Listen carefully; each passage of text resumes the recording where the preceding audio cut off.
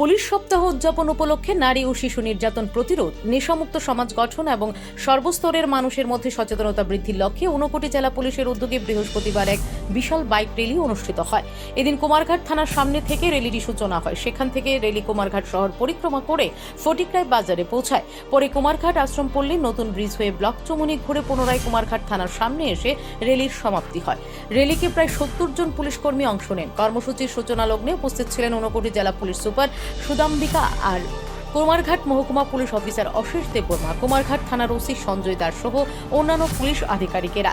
Rally উপলক্ষে সাংবাদিকদের সঙ্গে কথা বলতে গিয়ে জেলা পুলিশ সুপার সুদাম্বিকা আর বলেন, শুধু পুলিশের একার পক্ষে সমাজ পরিবর্তন সম্ভব নয়, সাধারণ মানুষকেও সমানভাবে সচেতন হতে হবে। প্রতিটি পরিবারে নারী এবং শিশুর সুরক্ষা নিশ্চিত করা গেলে তবেই সুস্থ সমাজ গঠন সম্ভব। তিনি আরও বলেন, কোথাও নারী নির্যাতন, শিশু শ্রম বা বাল্য বিবাহের ঘটনা নজরে এলে সঙ্গে সঙ্গে পুলিশকে জানাতে হবে। সমাজের সকল স্তরের মানুষের সক্রিয় সহযোগিতার মাধ্যমেই এই ধরনের অপরাধ রোধ করা সম্ভব বলে তিনি মত প্রকাশ করেন। जो शोषण हो रहा है, आज यहाँ नारी नहीं है, सभी पुरुष है। बट मैं ये कहना चाहूँगी, अगर नारियों के साथ कुछ गलत हो रहा है तो उसके लिए आवाज़ पुरुष उठाना चाहिए। हमारा जो यूनाइटेड नेशंस है, यूनाइटेड नेशंस फॉर विमेन और बाकी सारी संस्थाओं में एक कैंपेन शुरू किया गया, ही फॉर शी कैंपेन। मतलब आदमी खड़ा होना चाहिए कि औरत के साथ या किसी भी इंसान के साथ अगर अन्याय हो रहा हो, क्यों हम लोग ऐसा भेद करें कि ये नारी है, ये पुरुष है। हर एक इंसान की अपनी पोटेंशियल होती है, अपनी काबिलियत होती है, अपनी कुछ इच्छाएं होती हैं।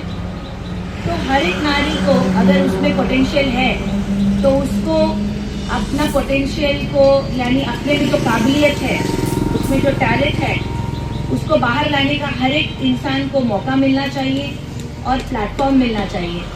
मेरी फैमिली में भी जब मैं शादी करके गई तो मैं एक इलेक्ट्रॉनिक्स इंजीनियर थी, तो मेरे ससुर जी ने भी देखा कि मेरी बेटा अगर पढ़ना नहीं चाहता, बट मेरी बहू जो है वो ब्रिलियंट है और ये कुछ कर सकती हैं, तो उन्होंने मुझे पढ़ाया और आज आपके सामने मैं यहाँ पे हूँ, IPS ऑफिसर बनी। और मैं सोचती हूँ कि हर एक इंसान अगर संकल्प ले तो अपने जो ड्रीम्स हैं उसको फुलफिल कर सकते हैं। आज हम देखते हैं कि त्रिपुरा में बहुत सारा चाइल्ड मैरिज होता है, बच्चों का बाल विवाह होता है। मैं आप लोगों से सभी से आग्रह करती हूँ कि अगर आपके परिवार या आपके कोई रिश्तेदार में भी ये हो रहा है, बचपन का ही नाश नहीं करती वो बाल विवाह, उस बच्ची का हेल्थ के लिए भी अच्छा नहीं है। वो छोटे उम्र में माँ बनती है तो कुपोषित बच्चा पैदा होता है और उससे भी समाज की भी हानि होती है।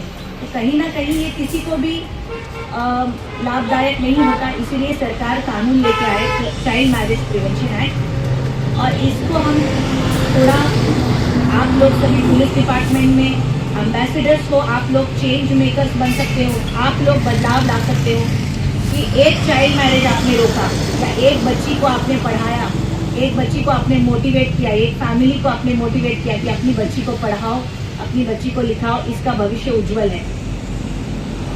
तो जैसे हमारे संतों ने कहा है, बिन खुद जले ना होए उजाला। खुद को जलाना पड़ता है, तपाना पड़ता है, मेहनत करनी पड़ती है, तभी जाके उजाला आएगा। हमारे समाज में भी अगर उजाला आना है तो दोनों को सहभागी होके काम करना पड़ेगा। हमारे अंबेडकर साहब ने जैसे बोला कि नारी तो डबल दलित है। क्यों डबल दलित बोला नारी को? क्योंकि वो घर में भी काम करना पड़ता है, बाहर भी काम करना पड़ रहा है और उसको सम्मान भी नहीं दिया जा रहा, उस काम का अप्रिसिएशन भी नहीं है। अरे तू तो घर में बैठ के बर्तन मांज रही है, झाड़ू पोछा कर रही है, तो कोई भी कर सकता है। उसके काम की सराहना नहीं की जा रही है। तो भाई साहब, मैं ये बोलना चाहूँगी कि अगर आपका 50% ऑफ द पॉपुलेशन को अगर आप सपोर्ट नहीं करोगे और उसको आप उज्जवल भविष्य नहीं दोगे तो ये समाज का उद्धार नहीं हो सकता। इसके लिए मैं आप सभी से आग्रह करती हूँ कि एक संकल्प से सिद्धि, जैसे हमारे प्रधानमंत्री नरेंद्र मोदी कहते हैं कि हमें संकल्प लेना होगा कि हम क्राइम अगेंस्ट विमेन को नहीं सहन करेंगे। महिलाओं के साथ शोषण कोई भी फॉर्म में, कोई भी कहीं पर भी इस धरती पर हम इसको बर्दाश्त नहीं करेंगे, क्योंकि जब से बच्ची पैदा होती है बूढ़ी होने तक उसके साथ शोषण होता है, अलग अलग तरीके से।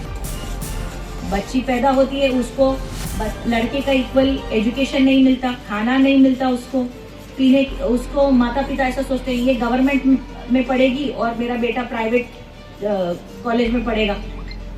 इवन मेरे पापा भी कहते थे अरे हम लोग सब गवर्नमेंट कॉलेज में पढ़ के आए, तुम भी गवर्नमेंट में पढ़ो। तो मैं स्कॉलरशिप पे पढ़ी हूँ और मुझे bureau report PB north east.